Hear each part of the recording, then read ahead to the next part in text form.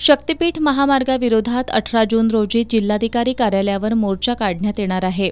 या मोर्चाच्या तयारीसाठी शक्तीपीठ महामार्ग विरोधी संघर्ष समितीची शासकीय विश्रामगृहावर बैठक आयोजित करण्यात आली होती।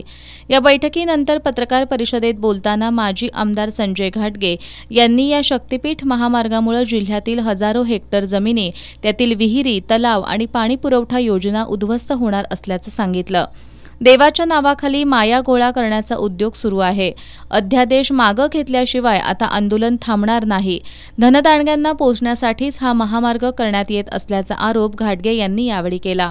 आणि हा मोर्चा अतिशय विराट होईल याची आम्हाला खात्री झालेली आहे, तशी तयारी झालेली आहे आणि कोणत्याही परिस्थितीमध्ये प्रांतांनी वगैरे काढलेले जे अध्यादेश आहेत हे रद्द काढण्याचे आदेश जोपर्यंत सरकार देत नाही तोपर्यंत आंदोलन चालू राहील। जेवढा विलंब होईल तेवढे आंदोलन तीव्र होईल एवढंच आम्ही सांगतो।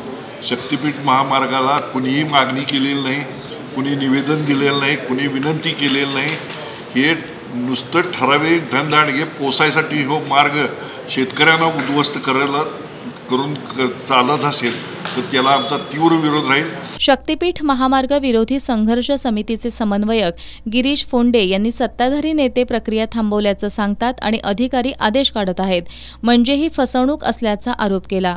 शक्तीपीठ महामार्ग 12 जिल्ह्यातून जाणार आहे, त्यामुळे कोल्हापूर जिल्ह्यात हा मोर्चा निघत असला तरी इतर 11 जिल्ह्यांमध्ये या दिवशी निदर्शनं, धरणं, आंदोलन आणि उपोषण अशा प्रकारचं आंदोलन करण्यात येणार असल्याची माहिती यावेळी देण्यात आली।